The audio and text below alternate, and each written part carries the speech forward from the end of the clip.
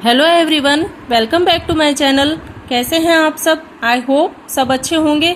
तो चलिए शुरुआत करते हैं एक नए टॉपिक के साथ। आज का टॉपिक है वाटर साइकिल। वाटर साइकिल के में हम जानेंगे कि किस तरह से क्लाउड्स बनते हैं, बादल बनते हैं, किस तरह से बारिश होती है, ये जो रेन वाटर आ रहा है अपनी अर्थ पे, वो उसके पीछे क्या प्रोसेस रही होगी, ऐसा क्या होता होगा कि जिससे बादल भी बन रहे हैं, बारिश भी हो रही है। तो ये जो सारी प्रोसेस है, ये जो सारी एक्टिविटीज़ हैं, इन सब को हम वाटर साइकिल के ज़रिए समझेंगे, वाटर साइकिल में हम जानेंगे। तो चलिए शुरुआत करते हैं इसकी। इसमें सबसे पहले है ग्राउंड वाटर। ठीक है, ये जो ग्राउंड वाटर है अपनी जो अर्थ पे, जो ये नदियों में, झीलों में, झरनों में, समुद्रों में जो ये पानी मौजूद है, ठीक है, तो ये जो पानी है ये क्या होता है कि इनके ऊपर जब सनलाइट पड़ती है, ठीक है, सूरज की जब इसके ऊपर किरणें पड़ती हैं तो ये पानी क्या होता है कि गर्म हो जाता है। ठीक है, इसे हीट मिल गई। ठीक है, ये गर्म हुआ। गर्म होने के बाद में इससे क्या होता है कि वाष्प बनने लग जाती है। ठीक है, भाप निकलती है, पानी की छोटी छोटी बूंदें निकलने लग जाती हैं वाष्प के रूप में। तो ये जो वाष्प के रूप में पानी की बूंदें निकल रही हैं, ठीक है, ये क्या होती है? ये होती है इवेपोराइजेशन की क्रिया होती है ये। ठीक है, वाष्पीकरण की क्रिया होती है जिसमें वाष्प बनती है। ठीक है, फिर क्या होता है कि ये जो वाष्प है ये जैसे जैसे एयर में जाती है, एयर में ऊपर की तरफ ये जाने लगती हैं, वैसे वैसे ये क्या होती है कि पानी की ये जो छोटी छोटी बूंदें हैं, ड्रॉप्स हैं, ये ठंडी होने लग जाती हैं। ठीक है, पहले तो क्या हुआ कि ये वाष्प जब नीचे अर्थ पे थी तो क्या थी? ये गर्म थी। ठीक है, पानी गर्म था, ये वाष्प क्या थी उस वक्त? तो क्या हुआ कि जब ये वाष्प थी तब ये गर्म थी। अब ये वाष्प ऊपर की तरफ जाने लगी, पानी की ये छोटी छोटी बूंदें जैसे जैसे एयर में ऊपर जाने लगी तो क्या हुआ? ये ठंडी हो गई। ठीक है, ठंडी होने के बाद में इनमें क्या हुआ? कंडेंसेशन हुआ। ठीक है, संघनन की इनमें क्रिया हुई। संघनन की क्रिया होने से ये क्या है? आपस में जुड़ने लगी।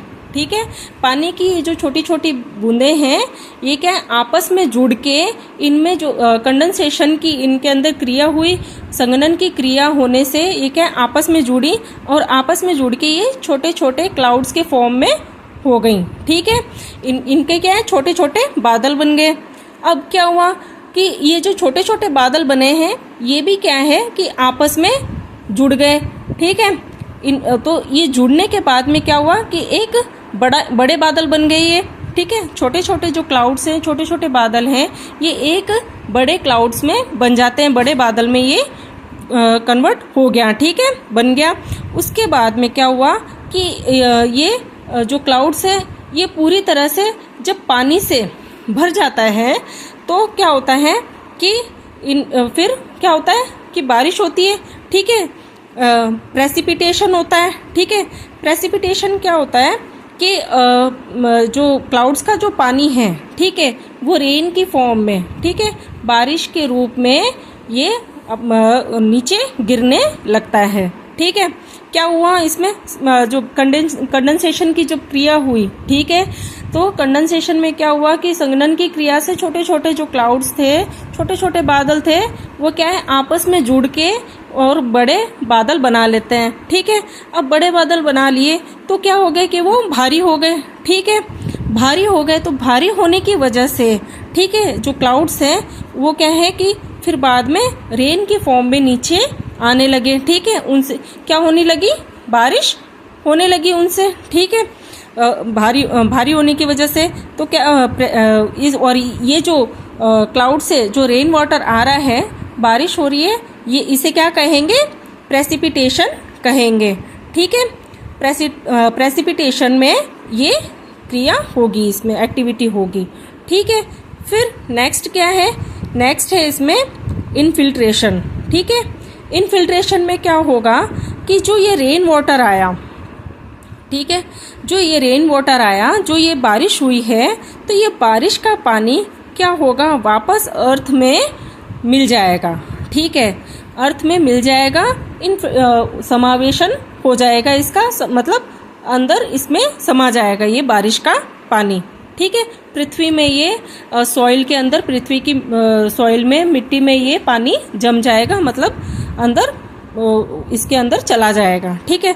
अब अर्थ में चला गया ये पानी, ठीक है। इनफिल्ट्रेशन में क्या हुआ कि पानी अर्थ में चला गया। अब अर्थ में ये जाने के बाद में इसमें वापस क्या होगा कि कुछ इस तरह की वापस क्रिया होगी, ट्रांसपीरेशन वाली, मतलब वाष्पोत्सर्जन वाली वापस इसमें क्रिया होगी। तो क्या होता है कि ये सारी एक्टिविटीज़ क्या आपस में जुड़ी हुई है, ये सारी प्रोसेस आपस में जुड़ी हुई है, ठीक है। कि इसमें स्टेप बाय स्टेप क्या क्या होता है, ये सारी चीज़ें इसमें वाटर साइकिल में बताया गया है कि किस तरह से ग्राउंड वाटर जो है, जो अपने पानी जो मौजूद है अर्थ पे, समुद्रों में, नदियों में, ठीक है, इनका जो पानी है वो गर्म हुआ। पहले सूरज की किरण जब इन पे पड़ी तब गर्म होने के बाद में फिर क्या हुआ कि इवेपोरेशन हुआ, ठीक है, वाष्पीकरण की क्रिया हुई, ठीक है, वाष्प बनी। वाष्प है जो वो ऊपर अपने एयर में गई, एयर में जाने के बाद में वो क्या है, जैसे जैसे एयर में गई वो ठंडी हुई। ठंडी होने के बाद में क्या हुआ कि छोटे छोटे क्लाउड्स बने कंडेंसेशन में, ठीक है, संघनन की क्रिया हुई। कंडेंसेशन में क्या हुआ, छोटे छोटे क्लाउड्स बने, छोटे छोटे क्लाउड्स आपस में मिलके फिर बड़े क्लाउड्स में बन गए, ठीक है। फिर वो जब बड़े क्लाउड्स हो गए तो फिर वो क्या हुए कि वो भारी हो गए, उनमें क्या हुआ, पानी की क्वांटिटी ज़्यादा हो गई। पानी की क्वांटिटी ज़्यादा हो गई तो फिर वो क्या हुआ, रेन की फॉर्म में, ठीक है, बारिश के रूप में वो नीचे अर्थ पे वापस आने लगे, ठीक है, बारिश होने लगी, ठीक है। कहने का मतलब वापस बरसात होने लगी। बरसात हुई तो फिर वो जो पानी है वो इनफिल्ट्रेशन के द्वारा, ठीक है, इनफिल्ट्रेशन में क्या हुआ कि वो पानी फिर वापस अर्थ में समाहित हो गया, वापस अर्थ में समा गया, ठीक है। तो उसके बाद में वापस क्या हुआ, यही प्रोसेस बार बार चलती रहती है। इसमें वापस क्या हुआ, ट्रांसपीरेशन हुआ, वाष्पोत्सर्जन की क्रिया हुई, ठीक है। तो आज का ये टॉपिक यही खत्म होता है। इससे रिलेटेड कोई भी क्वेश्चन हो तो आप कमेंट्स में ज़रूर पूछिएगा। अगर मेरी वीडियो आपको अच्छी लगे तो इसे लाइक कीजिएगा, ज़्यादा से ज़्यादा शेयर कीजिएगा, और अगर आप मेरे चैनल पर नए हो तो इसे सब्सक्राइब ज़रूर कीजिएगा। मिलते हैं नेक्स्ट वीडियो में। Okay, thank you, bye.